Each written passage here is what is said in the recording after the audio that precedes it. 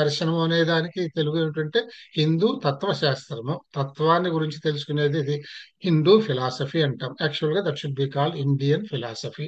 Indian భారతీయ తత్వశాస్త్రం అనాలి.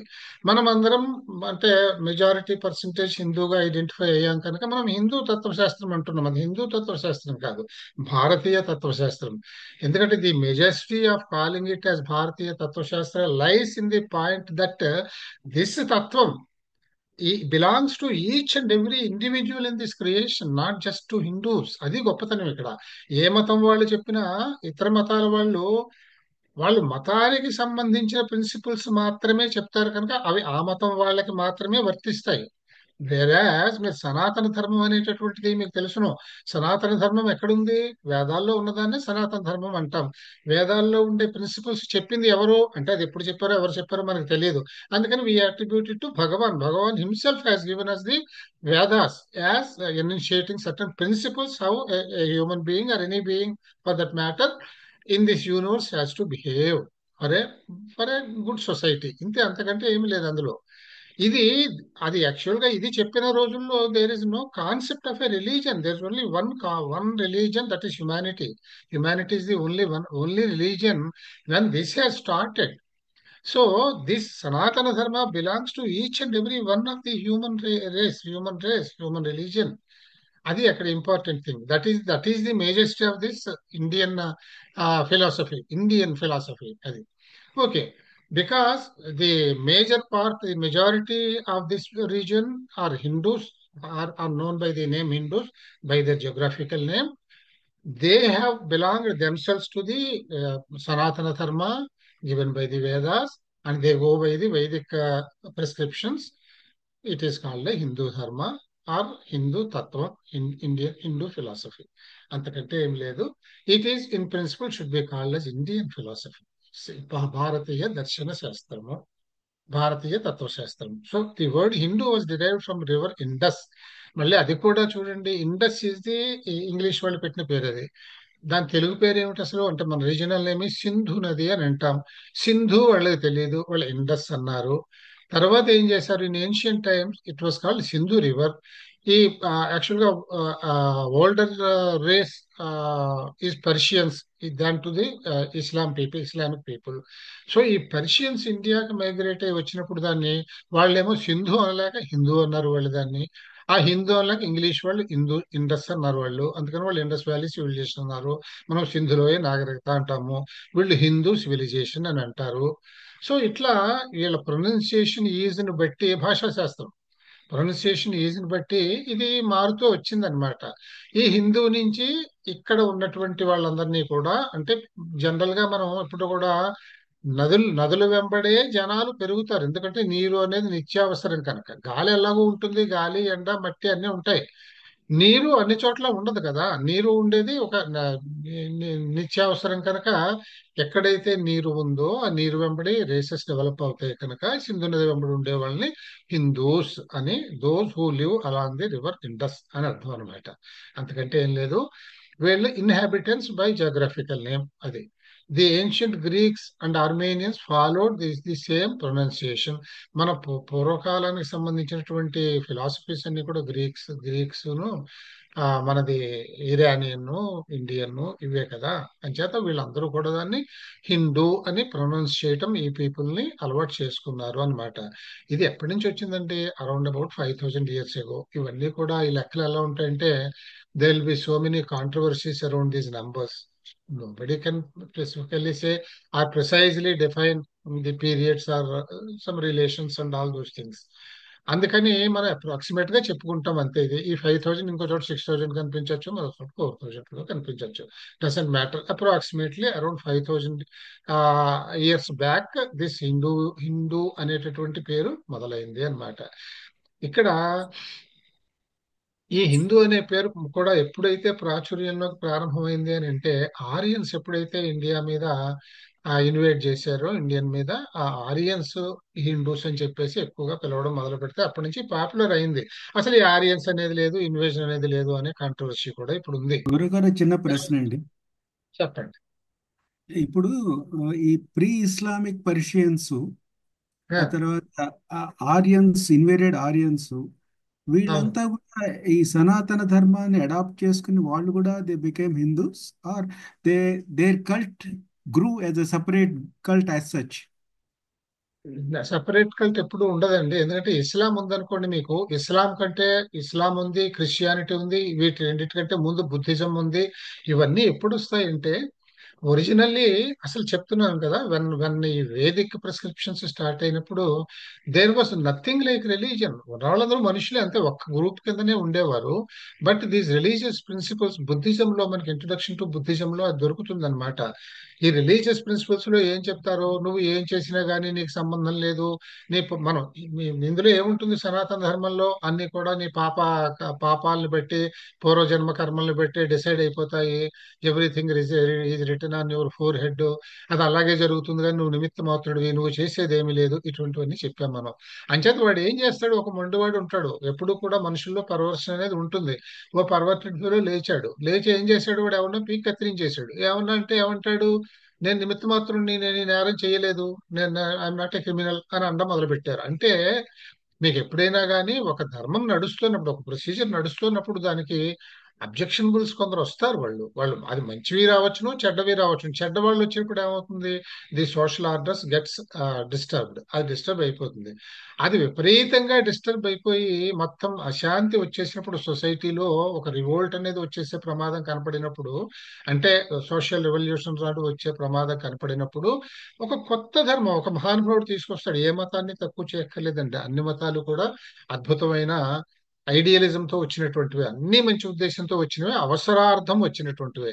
ముందుగా అలా వచ్చింది బౌద్ధం వచ్చిందండి. బౌద్ధంలో బుద్ధుడు, గౌతమ బుద్ధుడు ఏం చెప్పాడు, అరే బాబు, గౌతమ బుద్ధుడు ఎప్పుడు కూడా వేదాన్ని వ్యతిరేకించలేదు. అంచేత బుద్ధిజం అసలు అది ఆస్తికవాదమా నాస్తికవాదమా అనే దాని మీద కూడా ఒక కాంట్రవర్సీ ఉన్నది. కానీ నాస్తికవాదంగానే దాన్ని మనం స్వీకరిస్తాం. ఎందుకని అంటే వాళ్ళు వేద వేద ప్రామాణ్యాన్ని ఇన్ టోటో ఫాలో అవ్వమని చెప్పలేదు. అంతే అంతే తప్ప వేద ప్రామాణ్యం లేదని కానీ ఎగనిస్ట్ కానీ బౌద్ధంలో ఎక్కడా మనకి కనపడదు. అంచేత ఈ బౌద్ధం ఏం చెప్పారంటే, అయినా ఒరే, ఆ దేవుడు ఉన్నాడో లేదో ఎందుకు, ఇవాళ నువ్వు నేను ఉన్నాము, ఓకే, మనం కనిపించే వాళ్ళ మీద సత్యం అనుకున్నాము, మరొకటి సత్యం అనుకున్నాము, ఇవన్నీ ఎందుకు, ఇవాళ మనం ఉన్నాం, మనం సుఖంగా ఉందాం. అందుకనే ఆయన శాంతము అహింస ఈ రెండే చెప్పాడు ఆయన. అంతే తప్ప ఆయన deep into the roots of Vedic ఫిలాసఫీకి వెళ్ళలేదు అసలు ఆయన. అందుకని దాన్ని ఇప్పుడు చెప్పడం కూడా కష్టమే. అది యాక్చువల్గా బుద్ధుడిని మనం విష్ణు అవతారం, దశావతారాల్లో ఒకటి కింద కూడా తీసుకున్నాం మనం. అంచేత అది ఇన్ఫాక్ట్ అది ఆస్తిగా నాస్తిగా అని కూడా మనం చెప్పలేం. కనుక మొదట్లో అందరూ కూడా సనాతన ధర్మం ప్రకారం ఉన్నవాళ్లే రూట్స్ లో. తర్వాత తర్వాత ఏమైందంటే అవసరానుసారం కొంతమంది, ఒక గ్రూప్ ఆఫ్ పీపుల్ కి, ఒక పెద్ద, తను మంచి అనుకున్న దాన్ని తను ప్రవచనం చేశాడు. అటువంటి వాళ్ళు జీసస్ క్రైస్ట్ అవనివ్వండి, మరొక ఇస్లాం కానివ్వండి, ఇటువంటిలో మత పెద్దలు కొందరు కొన్ని ప్రిన్సిపల్స్ చెప్పారు. అంటే their intention was that with those principles the society would be much better than what it was అని వాళ్ళు చెప్పారు. సో దాన్ని నచ్చి ఫాలో అయ్యే వాళ్ళందరూ ఆ గ్రూప్ లోకి వెళ్ళిపోయారు. They became whatever you call Islamics అనండి, లేకపోతే క్రిస్టియన్స్ అనండి, జొరాస్ట్రియన్స్ అనండి, వాట్ ఎవర్ యూ కాల్. వాళ్ళు ఆ ఒక ఒక పర్టికులర్ కల్ట్ చెప్పి తీసుకొచ్చినటువంటి ప్రిన్సిపల్స్ నచ్చిన వాళ్ళు అందులోకి వెళ్ళారు, నచ్చిన వాళ్ళు ఇందులో ఉండిపోయారు. సో ఒరిజినల్ గా everybody should belong to Sanatana Dharma, because there was nothing else other than that. అంటే గురుగారు, విగ్రహారాధన ఇప్పుడు అనేది ఉండదు. గురుగారు అంటే ఇప్పుడు మీరు చెప్పిన దాని ప్రకారం ఇలా వచ్చిన ప్రీ ఇస్లామిక్ పర్షియన్స్ కానీ, ఈ ఆరియన్స్, ఉమ్, ఇన్వేడెడ్ ఆరియన్స్ కానీ, సబ్సిక్వెంట్ గా వాళ్ళకు నచ్చిన సనాతన ధర్మాన్ని కానీ వేరే దాన్ని అడాప్ట్ చేసుకుని దే వెంట అంతే కదా దాని yes, yes. మీనింగ్? అంతే ఓకే. అంతే అంతే. వాళ్ళ ప్రిన్సిపల్స్ ని వాళ్ళ రివైజ్ చేసుకున్నారు. యాజ్ బుద్ధ రివైజ్డ్ ది మన సనాతన ధర్మం ప్రిన్సిపల్స్ ని బుద్ధుడు రివైజ్ చేసినట్లే. రివైజ్ చేయడం అంటే ఆయన కొన్ని he picked up certain important things for the immediate safety of the society. అట్లానే వీళ్ళు ఇంకా మంచి అనుకున్న తీసుకుని ఎవరిలో ఇష్టం వచ్చినట్టు. మతము అంటే ఏమిటంటే, that is my thought, thought process is మతం. అంతకంటే లేదు. మతం అంటే ఇది నా మతం, అభిమతము అంటే నేను ఇష్టపడినటువంటి విషయము అని అర్థం, అంతే. మతము అంటే ఒక ఆయన ఇష్టపడినది పెట్టి చెప్పాడు, ఆయన ఇష్టమైన వాళ్ళు ఫాలో అవుతారు, అంతే. అట్లానే వచ్చేయండి అది. ఈ వేదాసులో హిందూ అనే పేరు ఎక్కడా కనపడదు మీకు. There was no reference to Hindu in Vedas.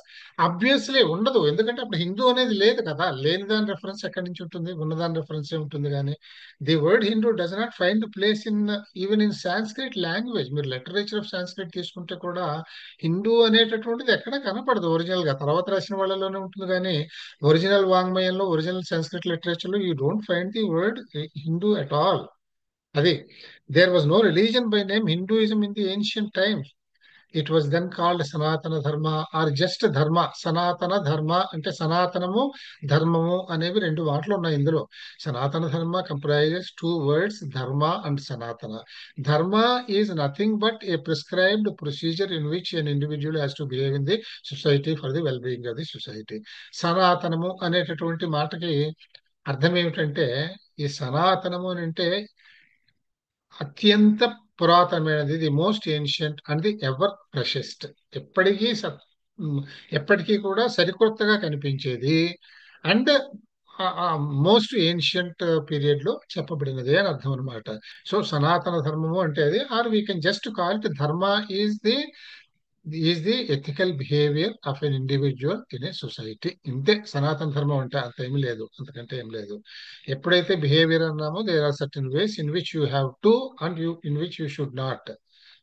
ఈ రెండు కూడా మనకి వేదంలో కనిపిస్తాయి. ఏ విధంగా బిహేవ్ చేయాలి, ఏ విధంగా బిహేవ్ చేయకూడదు అనేటటువంటిది. దీన్ని బట్టి హిందూ అనేది రిలీజియన్ కాదు, it's a way of life. అంటే we have adapted Sanatana Dharma, that means the prescriptions initiated in Vedas as our principles. తీసుకున్నాం కనుక group in toto as a whole తీసుకున్నారు కనుక we belonged ourselves to the dharma కనుక మనం సనాతన ధర్మాన్ని హిందూ ధర్మం అని పిలుచుకుంటున్నాము అనమాట. బట్ సనాతన ధర్మ in principle applies. It is, it can be owned by anyone. It can be owned by anyone and cannot be restricted that ownership. ఆయన వాళ్ళొక్కళ్ళకే అనుకోవడానికి వీల్లేదు, ఇంక్లూడింగ్ హిందూస్. సో దీన్ని ఇంకొకటి జెండా వ్యవస్థ అని మనకి, ఇది పవిత్ర గ్రంథం. ఇది వాళ్ళ పర్షియన్స్, తర్వాత ముస్లిమ్స్, వీళ్ళందరికీ కూడా పర్షియన్స్ కి జెండా వ్యవస్థ అనేది అంటే ప్రీ ముస్లిం వాళ్ళు కదా, వాళ్ళకి జెండా వ్యవస్థ అనేది మనకి మనకి ఎలాగైతే పవిత్ర గ్రంథాలు స్క్రిప్చర్స్ ఉన్నాయో వాళ్ళకి అది అటువంటిది అన్నమాట. అది that referred Hindu as a geographical name, అందులో వాళ్ళు గురుగారు డిఫైన్ చేశారు. ఆ, గురుగారు మీరు అనుమతిస్తే ఇంకో చిన్న ప్రశ్న అడుగుతాను. చెప్పండి అయ్యో. ఆ, ఏంటంటే ఇప్పుడు ఇది బాగుంది అనుకున్నాం, ఇలాగా it dates back to 5000 years అని the word um, Hinduism and development of all those things. ఇది ఒక ఉమ్, ఆస్పెక్ట్. రెండో ఉమ్. ఆస్పెక్ట్కి వస్తే మనకు ఈ ఈ revival of this so called Hinduism అనండి, ఇంకేమన్నా అనండి, హిందూయిజం కాకపోతే సనాతన ధర్మం అనండి, లేకపోతే ఈ శంకరాచార్య ఆయన వచ్చి ఈయన బుద్ధిజంని కొంత ఇది పక్కన పెట్టి ఈ సనాతన ధర్మాన్ని ఆయన రివైవ్ చేశారు అనుకోవాలా, హిందూయిజం రివైవ్ చేసేవాళ్ళు అనుకోవాలా? శంకరాచార్య ఆయన చేసిన వర్క్స్ లో ఈ వర్డ్ హిందూయిజం అనేది ఎక్కడన్నా డస్ ఇట్ రియలీ రిఫ్లెక్ట్? ఆ తర్వాత ఇప్పుడు మనకు వచ్చిన ఈ ఆయన స్థాపించిన ఈ మఠాలుగా 5 మఠాలు, ఇప్పుడు ఫర్ ఎగ్జాంపుల్ ప్రామినెంట్ గా ఉన్న కామకోటి మఠం, శృంగేరి మఠం, వీళ్ళు చెప్పే దానిలో కూడా ఎక్కువ ప్రామినెన్స్ ఉండేది సనాతన ధర్మానికే కానీ ఈ వర్డ్ హిందూయిజం కాదు అని నా నమ్మకం. అది ఎంతవరకు నిజం, ఎంతవరకు అనేది దయచేసి కొద్దిగా ఎక్స్ప్లెయిన్ చేయండి. Because it that is occasion came to ask, I'm just asking. Yes, that is absolutely correct. What you say is absolutely correct. ఎప్పుడు కూడా సనాతన ధర్మంలో హిందూ అనే నామినిక్లేచర్ ఉండే అవకాశమే లేదు. వీళ్ళందరూ మీరు చెప్పే ప్రవక్తలందరూ ఫాలో అయ్యేది సనాతన ధర్మమే. For example I told you about 500 to 600 years before Christ నుంచి ఆ, బౌద్ధం వచ్చింది. ఎందుకంటే అప్పుడు సనాతన ధర్మం పేరు మీద వెర్రితలలు వేసి unrest in society has increase a lot కనుక బౌద్ధం ఇంట్రడ్యూస్ అయింది. బౌద్ధం ఇంట్రడ్యూస్ అయినప్పుడు వాళ్ళకి దేవతారాధన, విగ్రహారాధన అనేది బ్యాండ్ కదా, వాళ్ళకి లేదు కదా. వాళ్ళు నాస్టిక్స్ కింద ప్రారంభం చేశారు. నాస్టిక్స్ అని అనుకున్నారు వాళ్ళు, ఎందుకంటే విగ్రహారాధన లేదు కనుక నాస్టిక్స్ మే అని అట్లా అనమాట. అలా ప్రారంభమైన దానికి తర్వాత ఏమైందంటే దాని మహాయానం అన్నారు. ఇంటోటో అనేది ప్రారంభమైన తర్వాత అది ముందుకు వచ్చే కొద్దీ ప్రతి దాంట్లోనూ కూడా కొన్ని కొన్ని అబరేషన్స్ వస్తాయి. ఇందులో అబరేషన్ వచ్చి ఒక హీనయానం. వీళ్ళు ఏం చేశారు, బుద్ధుణ్ణి దేవుణ్ణి చేసేసారు. బుద్ధిజం ఇండియా అంతా వ్యాపించింది. అప్పుడు సనాతన ధర్మం టోటల్ గా సప్రెస్ అయిపోయింది. బుద్ధిజం వచ్చిన తర్వాత సనాతన ధర్మం వెనకబడిపోయింది. బౌద్ధిజానికి ప్రచారం మొదలైంది. బుద్ధిజంలో ప్రచారం మొదలై మళ్ళీ హీనయానాలు వచ్చిన తర్వాతనే అది పతనం అవడం ప్రారంభమైంది ఇండియాలో. ఆ పతనం అయ్యేటప్పుడు ప్రారంభమైన సమయంలో అంటే అది అందులో వెరితల్లో వచ్చే సమయంలో మళ్ళీ సనాతన ధర్మం ఔన్నత్యాన్ని బయటకు తీసుకొచ్చేటందుకు కృషి మొదలు పెట్టిన వాడు శంకరాచార్య. ఆయన 8వ శతాబ్దం వాడు, 8th సెంచరీ. ఆయన 8th సెంచరీలో శంకరాచార్య వచ్చి మళ్ళీ సనాతన ధర్మాన్ని తీసుకొచ్చారండి. హిందూ ధర్మం అనేది ఏమి లేదు. ఎప్పుడు కూడా మన వాళ్ళు హిందువులు అని చెప్పుకుంటున్నాం కనుక దాన్ని హిందూ అనే పేరుని అంటున్నామే కానీ Hindu name has no significance at all. Sanatana ధర్మం సనాతన ధర్మమే. అది మానవ జాతికి సంబంధించింది, హిందువులకు సంబంధించినది కాదు. ఇప్పుడు మనకి ముఖ్యంగా ఈ శంకరాచార్య 4 పీఠాలు కంట్రీలో 4 మూలల్లోనూ పెట్టాడు. మతం యొక్క ప్రిన్సిపల్స్, ఔన్నత్యాన్ని గురించి కానీ అందులో ఉండే విషయాల గురించి కానీ మనం ఎలా ఉండాలి, దాన్ని ఎలా గౌరవించాలి, మనకి ఏ విధంగా ఉపయోగిస్తుంది అనే విషయాలు చెప్పాలిగా. ఆ చెప్పడం మాత్రమే చేశారు వాళ్ళు, అంతే. అంచేత శంకరాచార్య చెప్పింది కూడా సనాతన ధర్మం గురించే గాని హిందూ ధర్మము అనేది ఎక్కడ రాదండి. కాకపోతే ప్రాచుర్యంలో హిందూ అనే మాట అప్పటికి బాగా వచ్చేసింది కనుక మాట వాడి ఉండొచ్చును. కానీ in principle that is only Sanatana ధర్మం which is advocated by all these Shankaracharyas. అంతేనండి. You're right. దీన్ని ఆ జెండా వ్యవస్థ అనే వీళ్ళ పవిత్ర గ్రంథంలో కూడా, పర్షియన్స్ పవిత్ర గ్రంథంలో కూడా వాళ్ళు they definitely defined Hindu as only a geographical name, it's not a religious name అని వాళ్ళు కూడా రాశారు అనమాట. We have 6 main scriptures in this భారతీయ దర్శన శాస్త్రం. దర్శనాల్లో, దర్శనాలు అని అంటే ప్రత్యేకించి దర్శనాలని కాదు ఇప్పుడు మనం చెప్పుకునేది, భారతీయ తత్వశాస్త్రంలో ఉండేటటువంటి గ్రంథాలు, టైప్స్ ఆఫ్ గ్రంథాలు 6 రకాలుగా చెప్పారు. ఈ 6 రకాలు ఏమిటో మనం తెలుసుకుందాం. This is a general context అనమాట నేను చెప్పేది. ఇందులో మనం దర్శనాన్ని తీసుకుంటాం ఒకటి. సో ఈ స్క్రిప్చర్స్ లో మనకి మూలం ఏమిటి అని అంటే శృతులు అని అంటాం. Because it was going by hearing only, శ్రౌత్రంగానే వెళ్ళేది కనుక వీటిని శృతులు అన్నాము. వీటిని వేదాలు అన్నాము. వేదం అంటే with knowledge. So the scriptures, with the books which give you knowledge are called Vedas, which give you imbibe in you the knowledge.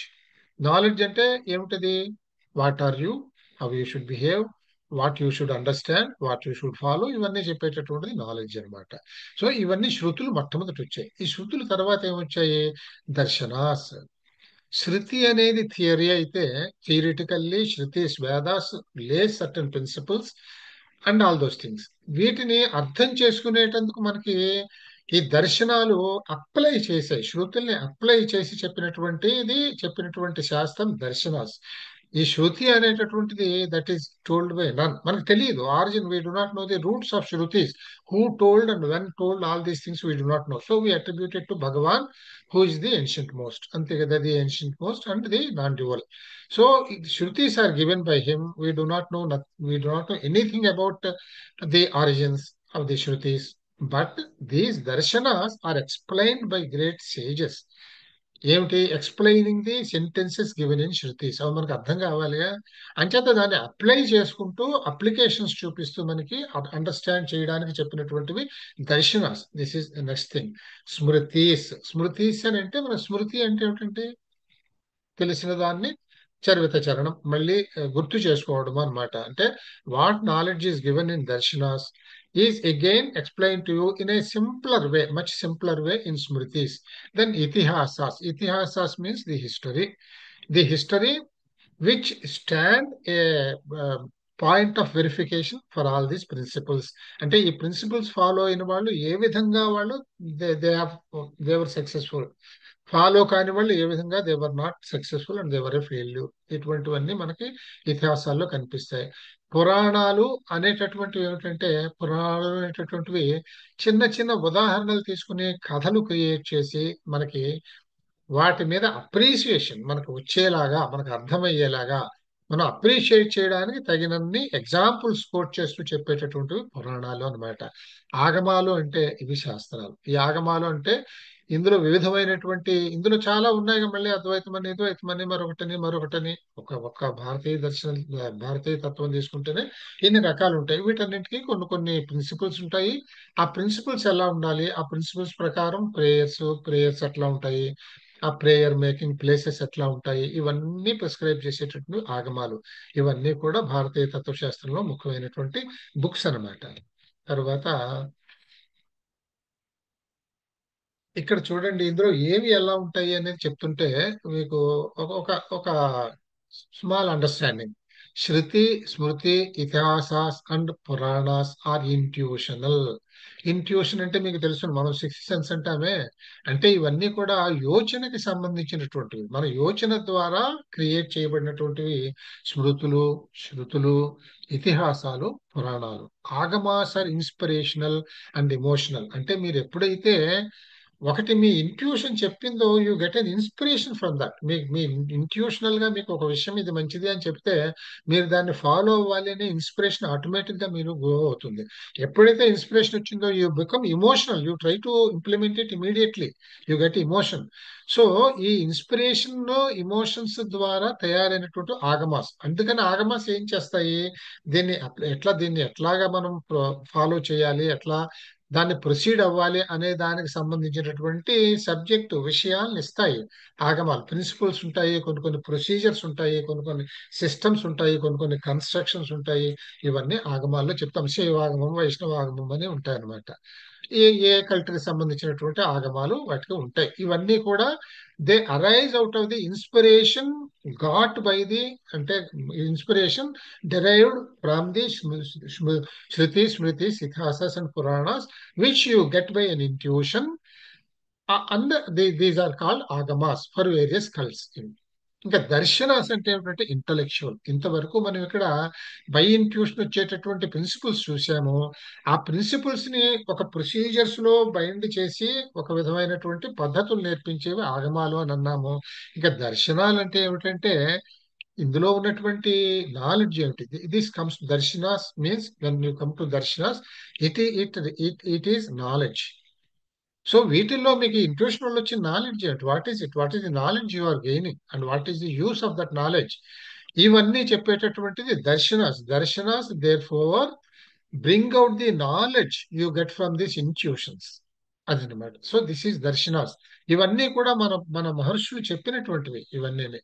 So the darshana literature is philosophical. దర్శనాలు అంటే ఎప్పుడు కూడా ఎక్స్ప్లెయిన్ చేయగలరు కానీ ల్యాబొరేటరీలో ప్రూవ్ చేసేవి కాదు కదా. So we call such things as తత్వశాస్త్రం, ఫిలసఫీ. సో దర్శన literature philosophical in nature and are meant for erudite scholars who are endowed with acumen, understanding and intellect. అంటే మీకు దర్శనాల్లో చెప్పేటటువంటివి నాలెడ్జ్ అనేటటువంటి శాస్త్రం ఏదైతే జ్ఞాన శాస్త్రం ఏదైతే ఉందో, ఈ జ్ఞాన శాస్త్రం అనేది, జ్ఞానం తెలియాలి అంటే ఆలోచించే బుర్రకి కూడా కొంత స్టాండర్డ్ ఉండాలి. ఉండదు అని కాదు, పుట్టుకతోనే వస్తుంది లేకపోతే ఎప్పటికీ రాదని కాదు. That is how you train and develop our brains, our thought process. దాన్ని బట్టి it requires certain human and understanding with some intellect, with some to an extent of intellect ఉన్న వాళ్ళకి మాత్రమే ఇవి అర్థమవుతాయి. ఇతిహాస ఇలా ఇది అర్థం కాని వాళ్ళకి మెల్లిమెల్లిగా అర్థమయ్యే దారిలోకి తీసుకురావడానికి చెప్పేవి ఏమిటి అని అంటే ఇతిహాసాలు, పురాణాలు, ఆగమాలు. ఆగమాలు అంటే ఫాలో అప్ చేయించేస్తాయి, కంపల్సరీగా ప్రిన్సిపల్స్ లేచేసి పద్ధతులు చెప్పేసి. ఇతిహాసాలు దే స్టాండ్ ఎగ్జాంపుల్స్. ఏది ఈ ప్రిన్సిపల్స్ ఫాలో అయిన వాళ్ళు ఏ విధంగా ట్రయంఫెంట్ కాగలిగారు అనే దానికి ఇతిహాసాలు stand an example for that. And పురాణాలు ఏమిటంటే మిమ్మల్ని చక్కగా అవి మెండ్ చేస్తాయి. ఉదాహరణలు చెప్తాం, మిమ్మల్ని కన్విన్స్మెంట్ కి అవగాహన ఇచ్చేదానికి ప్రయత్నం చేస్తాయి పురాణాలు. ఇవన్నీ these are for masses, they do not need any acumen or intellect. వాళ్ళకి అక్కర్లేదు. ఇవి ఇంట్రెస్టింగ్ గా ఉంటాయి. దీని ద్వారా వాళ్ళకి ఇందులో ఉండే నాలెడ్జ్ ఇంబైబ్ అయిపోతుంది అనమాట. So they appeal to the masses. And also masses కి అప్పీల్ చేయడం అంటే ఏమిటి, హృదయ ప్రతిస్పందన, హార్ట్ కి అప్పీల్ చేయడాన్నే మనం మాస్ అప్పీల్ అని అంటాం. దాంట్లో అంటే అర్థం అవ్వకపోవచ్చును, ఏమీ లేకపోవచ్చును. ఇప్పుడు ఒక వేద పండితులు వేదం చదువుతుంటే మా వీళ్ళు కూడా మాసెస్ కూడా చక్కగా తలూపుతారు. ఏం తెలుసు, చదివే వేద పండితుడికి అర్థాలు తెలియకపోవచ్చు, వీళ్ళకి తెలియకపోవచ్చు, కానీ every one is immersed in that. This is what is called appeal. అది హృదయంలో వచ్చే ప్రతిస్పందన అన్నమాట. ఇది కలిగిస్తుంది. Darshanas appeal to the intellect. దర్శనాలు మాత్రం they appeal only to the intellect. దర్శనాలు, ఈ మిగిలినవన్నీ కూడా ఇంట్యూషన్స్ అన్ని కూడా they appeal to your heart. అవి మీ హృదయ ప్రతిస్పందనని కలిగిస్తాయి. దర్శనం మాత్రం మీ మేధో సంపత్తికి పదును పెడుతుంది అనేది. సో ఈ ఫిలాసఫీ, తత్వశాస్త్రం అనే మాట ఎక్కడి నుంచి వచ్చిందంటే there is a Greek word called philosophia. Philosophy అంటే love of wisdom. You have a love and internal love for wisdom. జ్ఞానము అనేది మనందరం తెలుసుకోవాలంటే ఏ విషయాన్నైనా తెలుసుకోవాలి అని అనుకుంటాం. ఆ తెలుసుకోవాలి అని అనుకోవడమే అది ఒక ఇంట్యూషన్. అది దాని ద్వారా తెలుసుకునేదే జ్ఞానము. Wonder is the origin of philosophy. ఇది ఎక్కడ ప్రారంభమైందంటే ఆశ్చర్యం. అంటే ఇప్పుడు మనం చూస్తాము ఆకాశం ఎక్కడ ఉందో తెలియదు. మనం ఎంతసేపు వెళ్ళినా ఆకాశం పైకి వెడుతూనే ఉంటుంది. విమానంలో వెళ్ళండి, రాకెట్ లో వెళ్ళండి, వెడుతూనే ఉంటుంది.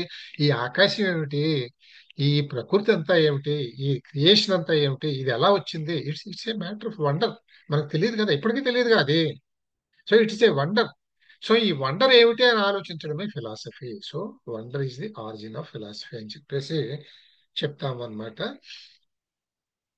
ఇప్పుడు ఇందులో మనం ఈ చెప్పుకున్న వాటిల్లో ఇక్కడ చూడండి, ఈ దర్శనాస్ అనేది ప్రస్తుతం మనం శృతులు ఇప్పుడు తర్వాత ప్రస్తుతం మనం ఈ దర్శనాస్ అనేటటువంటి చెప్తున్నాం. దర్శనాస్ అంటే which are the knowledge part of the Shruti's.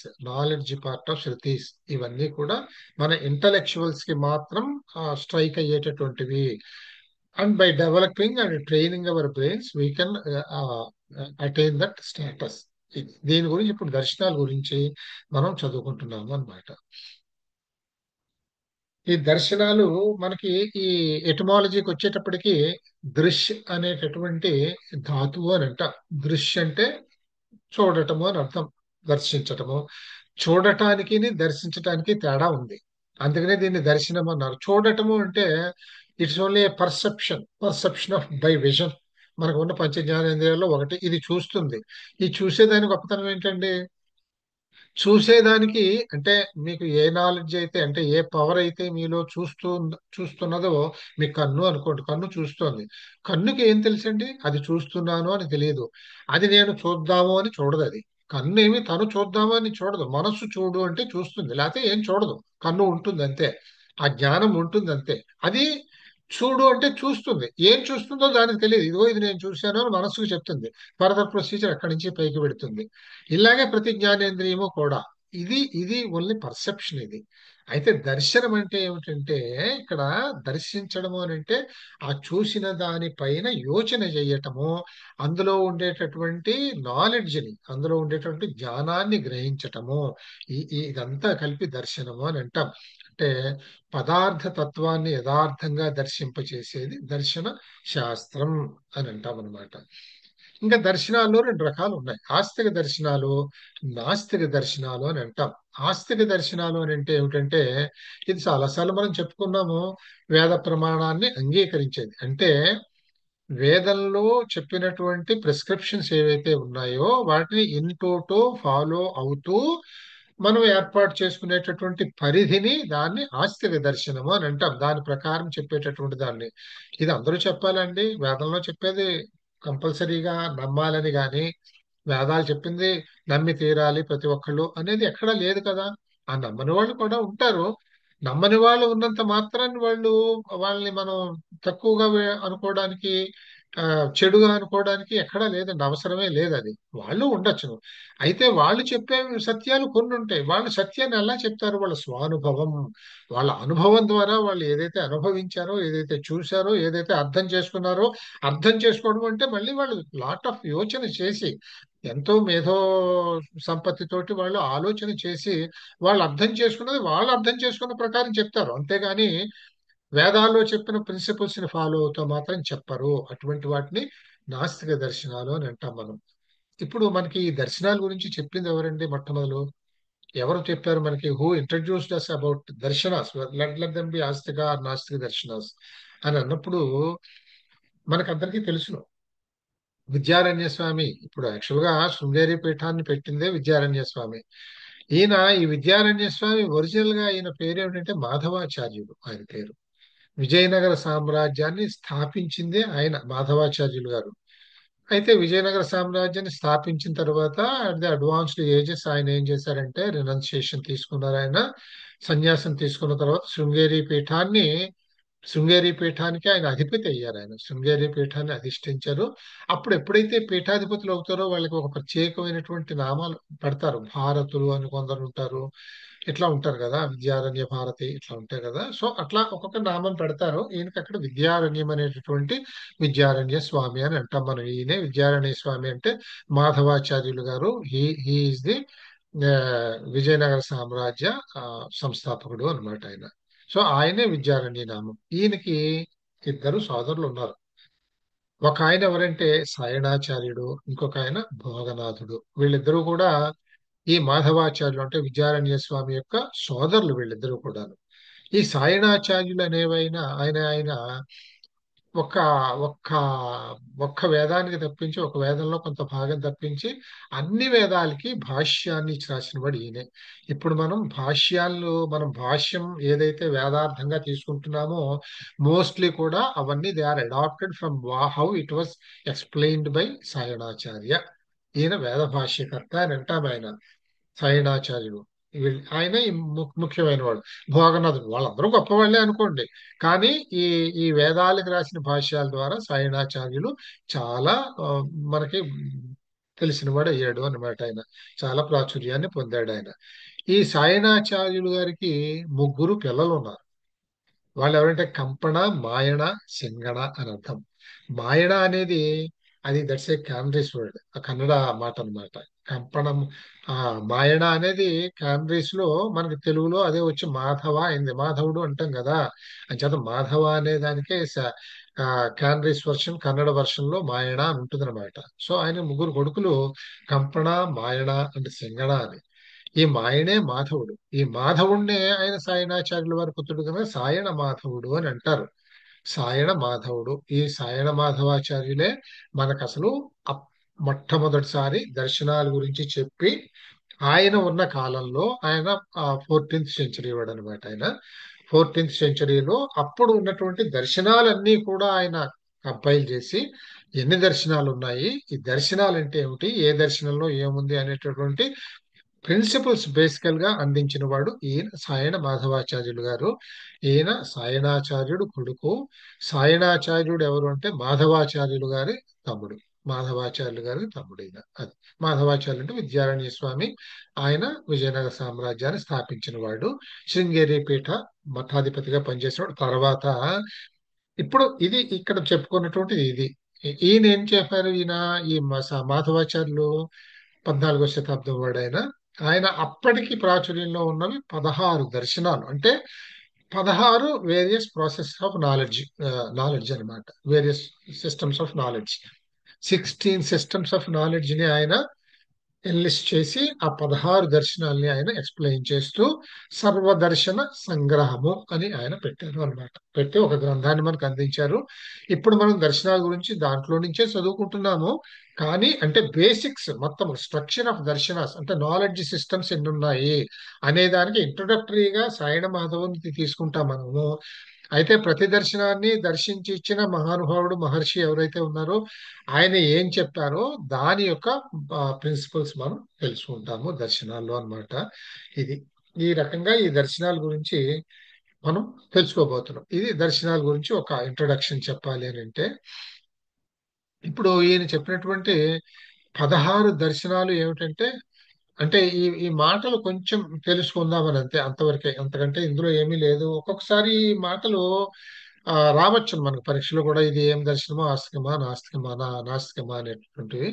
కనుక ఇందులో మొట్టమొదటి ఉండేది చార్వాకం, బౌద్ధం, అర్హత అంటే జైన దర్శనం.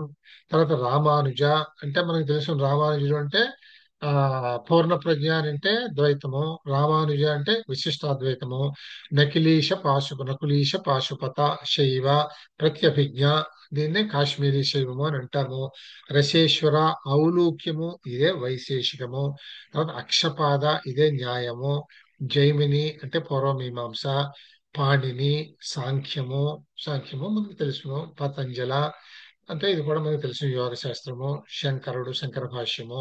ఇవన్నీ నా స్వర్గో నాపు వర్గో నుంచి బ్రహ్మ సత్యం జగన్మిథ్య వరకు వివరించారు. అంటే ఇందులో చార్వాకం వచ్చేటప్పటికి స్వర్గము లేదు, మోక్షము లేదు, ఏమీ లేదు అని మొదలవుతుంది అనమాట ఇది చార్వాకం. అక్కడి నుంచి బ్రహ్మ సత్యం జగన్మిథ్య అంటే బ్రహ్మము అని అంటే ఈ సృష్టి ఆవిర్భావానికి మూలమైనటువంటిది. అది ఒక్కటే సత్, అదొక్కటే సత్య పదార్థము, సత్పదార్థము. ఈ కనపడుతున్నదంతా కూడా ఒక మిథ్య అని చెప్పేసి ఇంతవరకు చెప్పారు అన్నమాట. అంటే ఏమీ లేదు అనే దగ్గర దగ్గర నుంచి అంతా అదే అనేవారు అనే వాటి వరకు కూడా మనకి నాలెడ్జ్ సిస్టమ్స్ ఎక్స్ప్లెయిన్ చేశాయి. ఈ 16 ద్వారా, ఈ 16లోనూ ముఖ్యమైనటువంటివి ఆ 9 ఉంటాయి. మూడు నాస్తిక దర్శనాలు, 6 ఆస్తిక దర్శనాలు. అవి మాత్రం మనం చూస్తాం. మిగతావి అక్కర్లేదు, అవి నిలబడలేదు, ఎప్పటికప్పుడు ఆ సిస్టమ్స్ పోయాయి అన్నమాట. ఇంకా ఎందుకు చెప్పారు ఇవన్నీ అంటే మీకు నేను చెప్పాను.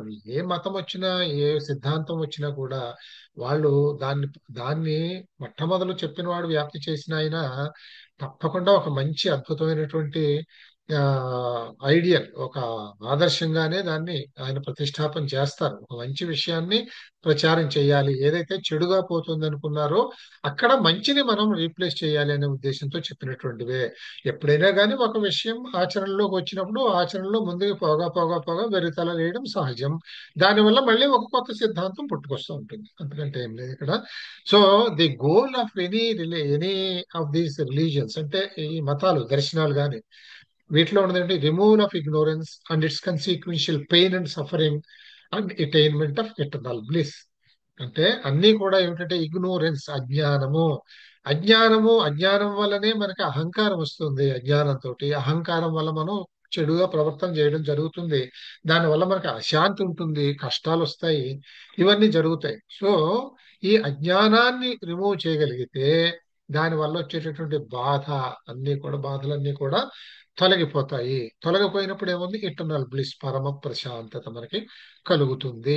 ఇది చెప్పేటటువంటి దీనికోసం చెప్పినటువంటివే ఈ నాలెడ్జ్ సిస్టమ్స్ అన్నీని. ఇగ్నోరెన్స్ ని అంటే అజ్ఞానం అనే దాన్ని ఏం చెప్పారంటే న్యాయం, మిథ్యా జ్ఞానము అన్నారు. జగన్మిథ్య. మిథ్య అంటే అర్థం ఫాల్స్ అని అర్థం, అంతే, లేదు అని అర్థం కాదు. ఎప్పుడు కూడా మిథ్య అంటే జగన్మిథ్య అంటే జగత్తు లేదు, లేదేమిటి ఎదురకుండా నువ్వు నేను కనిపిస్తోంది, చెట్టు కనిపిస్తోంది, పుట్ట కనిపిస్తోంది, పక్షి కనిపిస్తోంది, జంతువు కనిపిస్తోంది. లేదంటే ఎట్లా, లేదని కాదు. ఇవన్నీ ఉన్నాయి అనుకోవడం తప్పు. అది ఎప్పుడు కూడా ఈ ఫిలాసఫీలో విశేషంగా ఎలా ఉంటుందంటే, ఇప్పుడు అద్వైతము అని అంటాం. అద్వైతము అంటే ఒకటే అని అర్థం కాదు, రెండు కానిది అనే చెప్పాలి. ఒకటే అని అంటే తప్పు. ఒకటి అనగానే పక్కన రెండు అనే సౌండ్ ఉంటుంది. రెండు కాదు అని అంటే ఒకటే అని నువ్వు అర్థం చేసుకోవాలి. ఒకటే అని ఎవరు చెప్పటం లేదు నీకు. దట్ యూ షుడ్ అండర్స్టాండ్, అది ఒకటే ఉంటుంది అనేది. ఎలా అర్థం చేసుకోవాలి అనే దానికి వాళ్ళంతా తత్వశాస్త్రం ఉంటుంది. అదంతా అందుకనే దాన్ని అది నాలెడ్జ్ లెవెల్లో ఉంటుంది, ఇంటలెక్చువల్ లెవెల్లో ఉంటుంది అని చెప్పాం మనం దానికి. అలాగే ఇక్కడ కూడా మిథ్య అంటే లేదు అని కాదు. నువ్వు అనుకుంటున్నది నిజం కాదు, నువ్వు అనుకుంటున్నది నిజం కాదు, నువ్వు అనుకుంటున్నది తప్పు అని చెప్పడం అన్నమాట. దీనినే సాంఖ్యంలో అవివేకము అని అన్నాం మనం. సాంఖ్యంలో అవివేకము అని అన్నారు. మిథ్యాజ్ఞానం అన్నా అవివేకం అన్నా ఇవి వేరు వేరు నాలెడ్జ్ సిస్టమ్స్ లో వచ్చిన వేరు వేరు పేర్లే. అంతకంటే ఏం లేదు అది. అంటే ఇదేమిటి, non discrimination between the real and the unreal. Real ఏమిటి, సత్ అసత్తుల మధ్య తేడా తెలుసుకోలేకపోవటమే అవివేకము, అంతే కదా. సత్ అంటే బ్రహ్మము, అసత్ అంటే సృష్టి. ఈ రెండింటి మధ్యన తేడా ఏమిటో తెలుసుకోలేకపోవడం అవివేకము, తెలుసుకోవడమే వివేకము. ఇది మనకి సాంఖ్యంలో చెప్పేటటువంటిది. అండ్ అవిద్య ఆర్ సైన్స్ అని చెప్పేసి ఇంగ్లీష్ లో పేరు, అది అవిద్య అని వేదాంతంలో చెప్పారనమాట. వేదాంతంలో దీన్ని అవిద్య అన్నారు. అంచేత మిథ్య అన్నా, అవివేకము అన్నా, అవిద్య అన్నా ఇవన్నీ ఒక్కటే, వేరు వేరు నాలెడ్జ్ సిస్టమ్స్ లో వచ్చిన వేరు వేరు పేర్లు. ఈ 6 సిస్టమ్స్ డివైడెడ్ ఇంటూ 3 డ్యూస్. ఇప్పుడు ఇందులో మనం నాస్తిక దర్శనాలు, ఆస్తిక దర్శనాలు అనుకున్న దాంట్లో ఆస్తిక దర్శనాల్ని ఆరింటిని చెప్పాం మనం. ఈ 6 ఆస్తిక దర్శనాల్ని 3 జంటల కింద చెప్తారు. ఎలాగా, న్యాయ అండ్ వైశేషిక ఒకటి, సాంఖ్య అండ్ యోగ ఒకటి, మీమాంస అండ్ వేదాంత అనేది ఒకటి.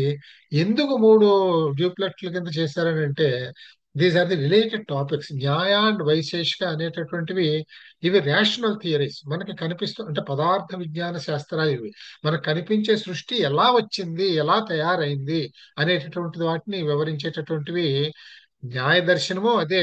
అంటే ఇది ఒక ఋషి గారు చెప్పారు మనకి, అక్షపాద గౌతముడు చెప్పాడు, అలాగే వైశేషికము కణాదుడు చెప్పాడు, వీళ్ళిద్దరూ కూడా చెప్పారు. సో ఎవరి థాట్ ప్రాసెస్ లో వాళ్ళు చెప్పారు. అయితే ఆ పరిశీలనకు వచ్చే కొద్దీ ఈ రెండు కూడా పెద్ద తేడా ఏమీ లేదు. బేసిక్ ఈయన 7 పదార్థాలని, ఈయనంటే పదార్థాలు 7 రకాలు ఉంటే న్యాయం ముందు చెప్పాడు ఈయన 16 రకాలు అని. ఈయన 16ని తగ్గించి ఇప్పుడు 7 చేశాడు. అంటే అర్థం 16 లేవని కాదు, ఆ 16 they can be clubbed into 7 అని అర్థం అన్నమాట. అందుకని ఈ రకంగా ఈ రెండు ఒకటే అని తేలబట్టి ఈ రెండింటిని కలిపేసే మనం తర్కశాస్త్రము అని చెప్పాం. ఇట్స్ ఎ లాజిక్ అంటే అది. తర్వాత సాంఖ్య అండ్ యోగము. సాంఖ్యము అని అంటే ఇది కూడా రేషనల్ థియరీనే. ఇది కేవలం భగవంతుడి యొక్క సంకల్ప మాత్రం చేత ఈ సృష్టి ఏర్పడలేదు, పరిణామం ద్వారా సృష్టి ఏర్పడింది. ఏదన్నా పరిణామం ద్వారానే ఏర్పడుతుంది. మనము పరిణామమే కదండి. ఇప్పుడు నేను ఉన్నాను, నేను 1 సంవత్సరం ఉన్నప్పుడు ఒకటి, 10 ఏళ్ళు ఉన్నప్పుడు ఒకటి, ఇప్పుడు ఒకటి, అంతే కదా, పరిణామమే చెందుతున్నాను, నేనేం మారటం లేదు.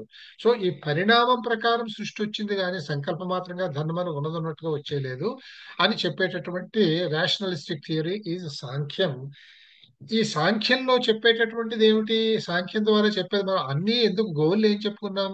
Removal of ignorance and its consequential pain and suffering. ఇది గోల్.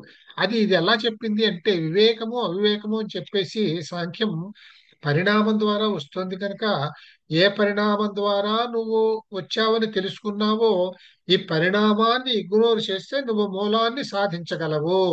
ఆ మూలాన్ని సాధించడమే జ్ఞానము అని చెప్పింది. ఆ జ్ఞానాన్ని తెలుసుకోవడమే నీకు ఇటర్నల్ బ్లిస్ కలిగిస్తుంది అని సాంఖ్యం చెప్పింది. ఈ చెప్పినటువంటిది థియరీ అయితే, దీన్ని సాధన చేయడం ఎలాగో అని చెప్పేటటువంటి యోగము. సాంఖ్యము యోగము రెండు ఒకటే, అన్ని ప్రిన్సిపల్స్ ఒకటే. కాకపోతే సాంఖ్యం ఏమిటంటే ఈశ్వరవాదాన్ని అంగీకరించదు. ఇందులో ఈశ్వరుడు అనేవాడు ఉండడు, అందుకని దీన్ని నిరీశ్వరవాదము అని అంటాం మనం. యోగము అంటే ఇక్కడ ఈశ్వరుడు వచ్చి చేరతాడు. ఎందుకంటే మనం ఎక్కడైతే జ్ఞానాన్ని సంపాదించావో ఆ జ్ఞానమే నీకు ఎటర్నల్ బ్లిస్ అని సాంఖ్యం చెప్తే అదే ఈశ్వరుడు అని యోగా ఒప్పుకుని ఈశ్వర అనే ఒక తత్వాన్ని అడిషనల్ గా యాడ్ చేసింది. సాంఖ్యం 25 తత్వాలు చెప్తే ఈశ్వర అనేది యాడ్ చేసి యోగంలో 26 తత్వాలు చెప్పింది. ఇక్కడ తత్వాన్నే పదార్థం అని కూడా అని అంటామన్నమాట. న్యాయం 16 పదార్థాలు చెప్పింది, వైశేషికం 7 పదార్థాలు, ముందు 6 చెప్పింది, తర్వాత లేకపోవడము అనేటటువంటి దాన్ని కూడా చేర్చి అది 7 పదార్థాలు చేసింది. సాంఖ్యం 25 పదార్థాలు అంటే 20 తత్వాలు చెప్పింది. యోగం దానికి ఈశ్వరుని చేర్చి 26 చేసింది. అలాగే అది ఇంతవరకు. అందుకని ఈ రెండు కలిపారు, ఈ రెండు ఒకటి, ఈ రెండు ఒకటి. తర్వాత మీమాంస అండ్ వేదాంత అంటే ఏమిటంటే ఈ రెండు కూడా వేదవాక్యాల్ని అర్థం చేసుకోవడం, అర్థం చేసుకుని అందులో ఉన్న జ్ఞానాన్ని గ్రహించడం, సారాన్ని గ్రహించడం. అర్థం చేసుకోవడానికి ఉపకరించేటటువంటిది మీమాంస. దీన్నే పూర్వ మీమాంస అని అంటాం. ఎందుకంటాము అంటే మనం అర్థం చేసుకుంటే కదా అందులో ఏముందో తెలిసేది. అంచేత ముందు తెలుసుకునేది మీమాంస అర్థం, తర్వాత తెలుసుకునేది అందులో ఏముందో అది. అందులో ఉండి జ్ఞానాన్ని గ్రహించడం తర్వాత తెలుస్తుంది. ముందు అర్థం తెలిస్తే తర్వాత విషయం తెలుస్తుంది. అంచేత మీమాంస అంటే వేదవాక్యాల్లోని అర్థం ఏమిటి అని తెలుసుకునేది మీమాంస. దీన్ని పూర్వ మీమాంస అని అంటాము. తర్వాత అందులో అర్థంలో ఉండేటటువంటి పరమార్థం ఏమిటి, అసలు అసలు మనకు వచ్చేటటువంటి నాలెడ్జ్, ఇది అసలు కోర్ ఇదనమాట. మనకు వచ్చేటటువంటి లభ్యమయ్యేటటువంటి జ్ఞానం ఏమిటి అనేటటువంటిది వేదాంతము అన్నమాట. ఇది వేదాంతం అంటే వేదాలు చివరి భాగంలో ఉంది కనుక వేదాంతం అన్నారు. దీన్నే అందుకని ఏమన్నారంటే ఉత్తర మీమాంస అని అన్నారు. పూర్వ మీమాంస అంటే వేదవాక్యాల్ని అర్థం చేసుకోవడము, ఉత్తర మీమాంస అంటే అర్థం చేసుకున్న దాంట్లో ఉన్నటువంటి జ్ఞానం ఏమిటి అనేది గ్రహించటము. ఈ రకంగా ఈ సిక్స్, ఈ 6 ఆశ్రయ దర్శనాల గురించి ఇక్కడ చెప్పారు అన్నమాట. ఇది అయిపోయిన తర్వాత మనం ఇప్పుడు ఏ ఏ దర్శనంలో ఏముంది అనేది బేసిక్స్ చూసుకుందాము. ఇక్కడి నుంచి మీకు చెప్పేటటువంటి బుల్లెట్ పాయింట్స్ లాగా ఉంటాయి. ఇవి మీకు నెట్ ఎగ్జామినేషన్ లో ఇవి చాలా అవసరం అవుతాయి. అంచేత వీటిని జాగ్రత్తగా ఫాలో అవ్వండి. బ్రీఫ్ గా వెళ్ళిపోతాం ఒక్కొక్క ముక్క కింద, కానీ అవన్నీ గుర్తుండాలి. ఎందుకంటే ఇవన్నీ all these things make questions in your net examination. దీని తర్వాత వేటిల్లో ఏ ఏ ఏ ఏ శాస్త్రంలో ఏ ఏ వాదాలు ఉన్నాయి అనేటువంటి ముఖ్యమైనటువంటి కూడా మనం చూస్తాం అనమాట. So we will continue this in next week, next Tuesday. ప్రస్తుతానికి ఒక రోజు అది ఒక రోజు ఇది చొప్పున చూద్దాము. కొంచెం 4 రోజులు పోయిన తర్వాత ఫ్రైడే నాడు ఇంట్రడ్యూస్ చేద్దాము. I make it into 3 classes. అట్లా చేద్దామండి. ఇవాళకి విల్ స్టాప్ హియర్. ఓకే గురువు గారు. కనుక ఓకే గురుగారు.